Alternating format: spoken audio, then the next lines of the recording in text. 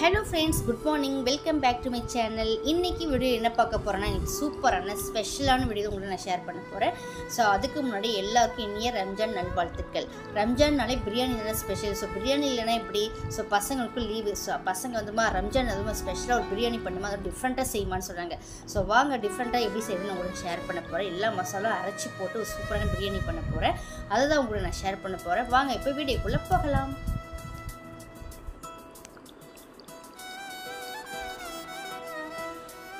பார்த்தீங்கன்னா இன்னைக்கு ரம்ஜானில் ஸோ வந்து ஸ்பெஷலாக எதாவது செய்யலாட்டு ஸோ பசங்க பிரியாணி பண்ணலான்னு கேட்டாங்க. ஸோ வந்து சிக்கன் பிரியாணி பண்ணுறதுக்கு ரெடி பண்ணி வச்சுருக்கேன். ஆக்சுவலாக நான் வந்து வெஜ் பிரியாணி பண்ணிவிட்டு சிக்கன் சுக்கா மாதிரி பண்ணலான்னு இருந்தேன். பட் பார்த்தா பசங்க வந்து இல்லாமல் சிக்கன் பிரியாணி பண்ணியிருப்பாங்க. ஸோ சிக்கன் ஒரு 1 kg பக்கம் வாங்கிட்டு வந்து நல்லா மசாலாலாம் போட்டு எடுத்து ரெடி பண்ணி வச்சுருக்கேன். இது வந்து பிரியாணிக்கு நம்ம வெங்காயம் கட் பண்ணி வச்சுருக்கேன். பட்டை கிராம்பு ரைஸ் ஊற வச்சுருக்கேன். இப்போ வந்து நான் பிரியாணி என்ன பண்ண போறேன்னா இந்த கொத்தமல்லி புதினா பச்சை மிளகாய் சின்ன வெங்காயம் வச்சிருக்கேன் இதெல்லாம் போட்டு மிக்சியில் கிரைண்ட் பண்ணி பேஸ்ட் பண்ணி அது பிரியாணி பண்ண போறேன். எனக்கு டிஃப்ரெண்டாக செய்ய போறேன். எப்படி வருதுன்னு பார்க்கலாம். சொதப்பாமல் இருந்தால் சரி சூப்பராக இருந்தால் நல்லா இருக்கும். ஸோ அதுக்கு முன்னாடி வந்து ரொம்ப டயர்ட் ஆகிடுச்சு. ஒரு ஆஃப் டேஸ் ஸ்லீப் போட்டு முடிச்சுட்டு அதுக்கப்புறம் வேலையை ஆரம்பிக்கலான்னு. இப்போ சிக்கன் வந்து செமி கிரேவி மாதிரி பண்ணலான்னு இருக்கேன். அதுக்கு வந்து ஒரு கடாயில் எண்ணெய் வச்சுட்டு அதாவது நிறைய டைம் நான் காமிச்சிருக்கேன். ஸோ நான் வந்து சிம்பிளாக காமிச்சிக்கிறேன். சோம்பு சீரகம் போட்டு நல்லா பொரிஞ்ச பிறகு ஒரு பிரியாணி இலை ஒரு 2 பட்டை கிராம்பு 2 இது வந்து கிரேவிக்கு ஒரு நல்லா ஒரு பெரிய சைஸ் வந்து வேணும்.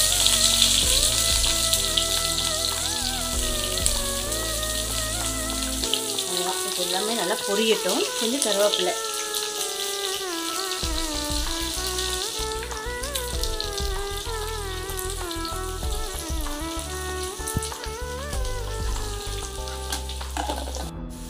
வெங்காயம் பார்த்தீங்கன்னா நல்லா பொரிஞ்சிருச்சு.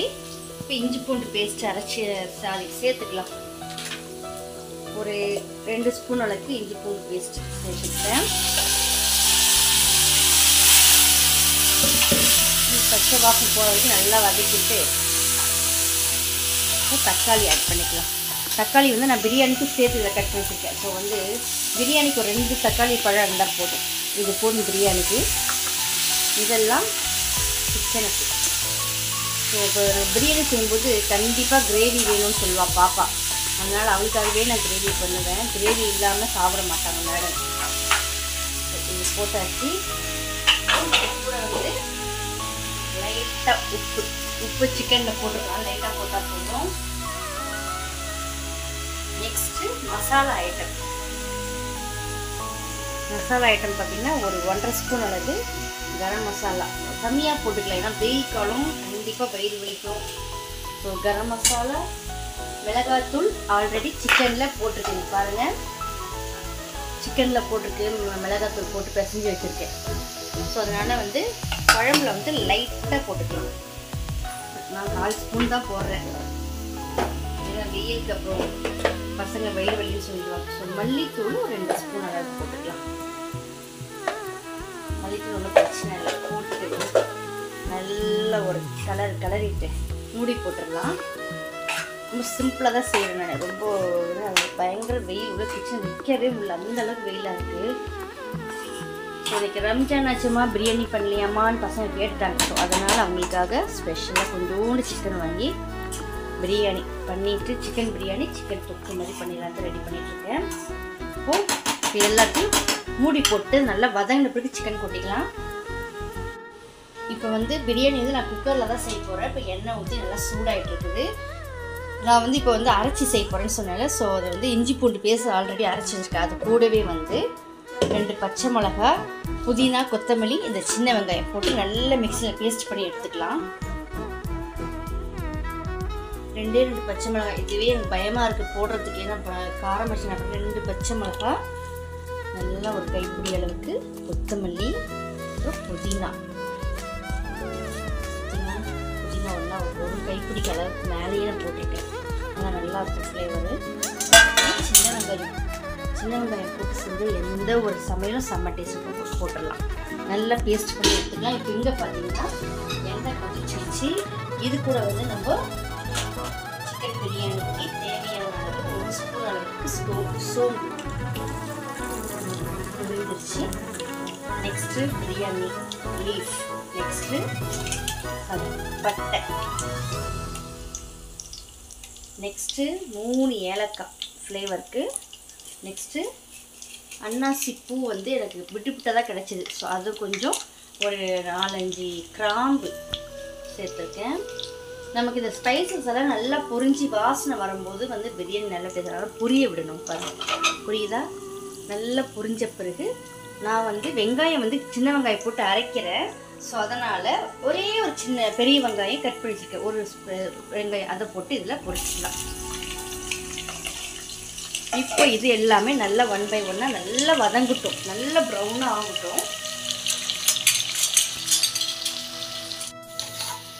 பார்த்தீங்கன்னா தக்காளி வந்து ஒரு 50% வந்து நல்லா வதங்கிடுச்சு. இப்போ இந்த சமயத்தில் வந்து நம்ம வந்து இந்த சிக்கன்லேருந்து ஒரு கொஞ்சமாக சிக்கன் எடுத்து இந்த கிரேவிக்கு ஆட் பண்ணிக்கலாம்.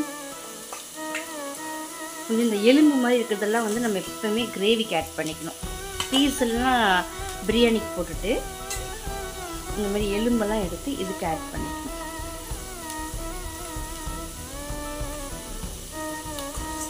ஓகே, ஒரு 1/2 kg பக்கம் இதுக்கு, 1/2 kg பக்கம் அதுக்கு போட்டுட்டு நல்லா வதக்கிடுங்க. தண்ணி ஊற்ற வேணாம், ஓகேவா? தண்ணி ஊற்றாமல் அந்த சிக்கனில் இருக்க தண்ணியே வதங்கி வரட்டும்.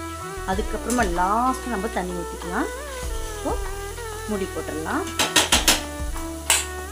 இப்போ பார்த்தீங்கன்னா உங்களுக்கே தெரியும், நல்ல வெங்காயம்லாம் பொரிஞ்சு செம்மையாக வந்துருச்சு. இந்த லெவலில் இருக்கும்போது நம்ம ஒரு 4 தக்காளி பழம் கட் பண்ணி வச்சுக்கணும், அதை சேர்த்துக்கலாம்.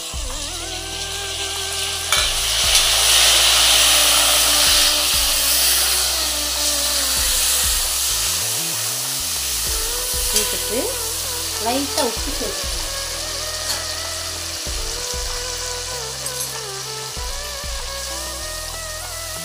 இப்போ ஒரு 2 நிமிஷம் இந்த வெங்காயம் தக்காளி வதங்கட்டும் எண்ணெயில்.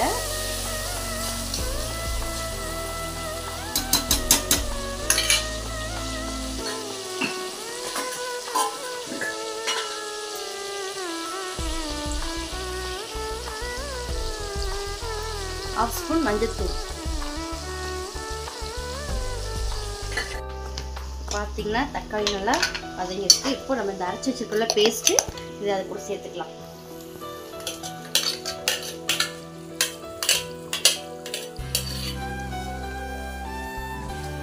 சேர்த்துட்டு நல்லா மிக்ஸ் பண்ணி விடுங்க. இப்போ இது கூட வந்து நம்ம என்ன சேர்க்கணும்னா கரம் மசாலா ஒரு 1.5 ஸ்பூன் அளவுக்கு கரம் மசாலா, ஒரே ஒரு 1/4 ஸ்பூன் அளவுக்கு மல்லித்தூள். இது வந்து தேவைன்னா பொருளெல்லாம் ஸ்கிப் பண்ணிக்கலாம். நான் ஒரு 1/2 ஸ்பூன் அளவுக்கு டேஸ்ட்டுக்கு போடுவேன். போட்டுட்டு நல்லா மிக்ஸ் பண்ணி விடுங்க. அப்புறம் கொஞ்சோண்டு மிளகாய் தூள்,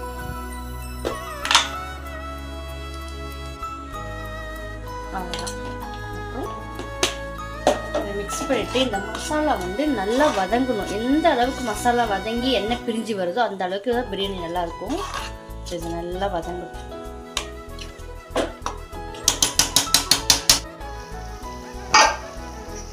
பார்த்தீங்கன்னா உங்களுக்கே தெரியும், நல்லா எண்ணெய் பிரிஞ்சு தனியாக வந்துருக்குது. மசாலா நல்லா வதங்கிச்சு. இந்த சைடுக்கு வந்து சிக்கன் ஆட் பண்ணிக்கலாம். நான் ஏன் மிளகாத்தூள் கம்மியாக போட்டேன்னு தெரியும் உங்களுக்கு. பார்த்தா சிக்கனில் மிளகாத்தூள் போட்டு நான் நல்லா பிசைஞ்சு எடுத்து வச்சுருக்கேன். சிக்கனை போட்டுட்டு நல்லா இது என்ன பண்ணுறீங்க, சிம்மில் வச்சுட்டு ஒரு 10 நிமிஷத்துக்காவது நல்லா வதக்க விடணும். அப்போ தான் நல்லாயிருக்கும். உடனே தண்ணி ஊற்றக்கூடாது. ஓகே, மூடி போட்டுடலாம். போட்டுட்டு நல்லா வதங்கட்டும். இங்கே பக்கத்தில் பார்த்தீங்கன்னா சிக்கன் செமி கிரேவிக்கு தண்ணி எல்லாம் சிக்கன்லேருந்து வந்தது. ஸோ இந்த அளவுக்கு ஆன பிறகு நம்ம என்ன பண்ணணும், இப்போ வந்து சிக்கன் வேகிறதுக்கு ஒரு 2 டம்ளர் அளவுக்கு தண்ணி ஆட் பண்ணிக்கலாம்.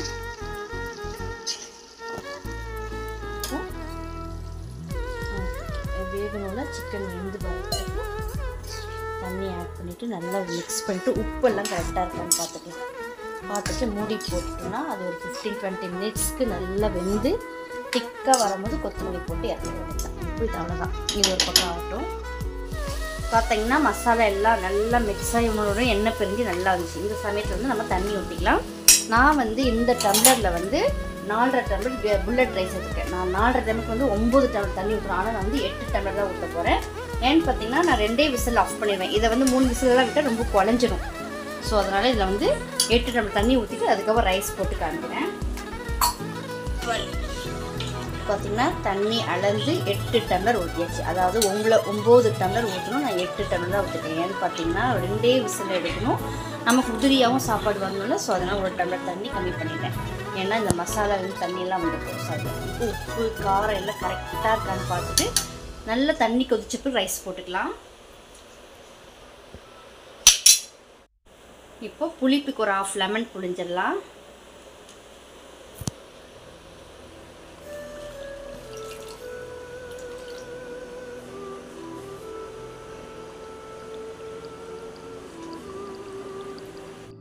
இப்போ தண்ணி நல்லா விதிச்சிருச்சு. இப்போ நான் தண்ணியெல்லாம் வடிகட்டி அரிசி எடுத்துருக்கேன், இது சேர்த்துக்கலாம். எல்லாம் போட்டாச்சு, உப்பு காரெலாம் கரெக்டாக இருக்குது. இப்போ க்ளோஸ் பண்ணிவிட்டு ஒரே 2 விசில் விட்டு எடுத்துடலாம்.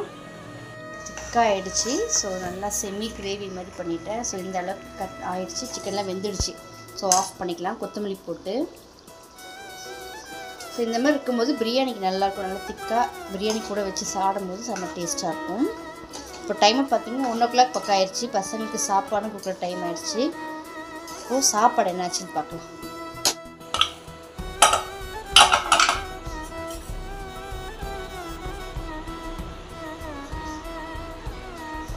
சாப்பாடை கலரி கொடுக்கணும்.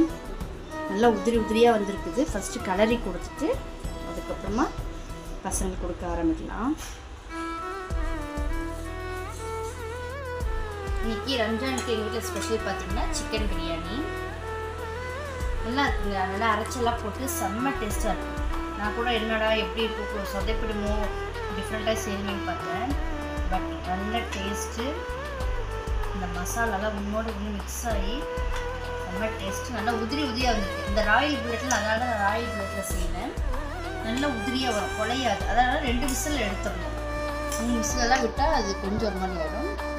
இன்னும் நம்ம தம்மு போட்டு செஞ்சால் இன்னும் நல்லாயிருக்கும். ஸோ நாங்கள் 3 பேர் தானே, அதனால் சுருக்கி விட்டாச்சு.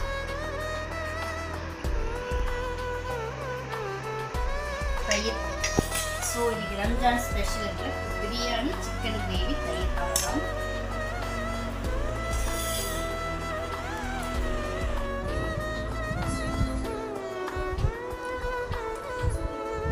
நம்ம டேஸ்ட் எப்படி இருக்குது பிரியாணி?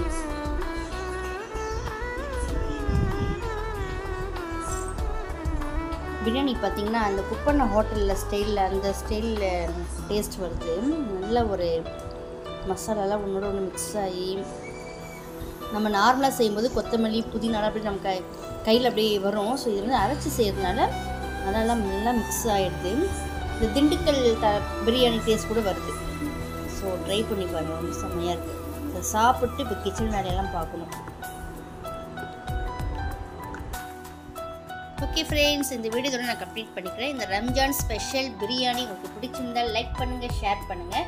என்னோட சேனலை உங்கள் ஃப்ரெண்ட்ஸ் ரிலேட்டிவ்ஸ் எல்லாருக்கும் ஷேர் பண்ணுங்கள். மறக்காமல் சப்ஸ்கிரைப் பண்ணிவிட்டு பார்க்க சொல்லுங்கள். அப்போ தான் நான் போகிற ஒவ்வொரு வீடியோ உங்களுக்கு வந்து சேரும். நாளைக்கு இதே மாதிரி ஒரு சூப்பரான ஸ்பெஷல் வீடியோவில் பார்க்குறேன். தேங்க்ஸ் ஃபார் வாட்சிங். டாடா, பாய். மறக்காமல் சப்ஸ்கிரைப் பண்ணிட்டு பாருங்கள். பாய்.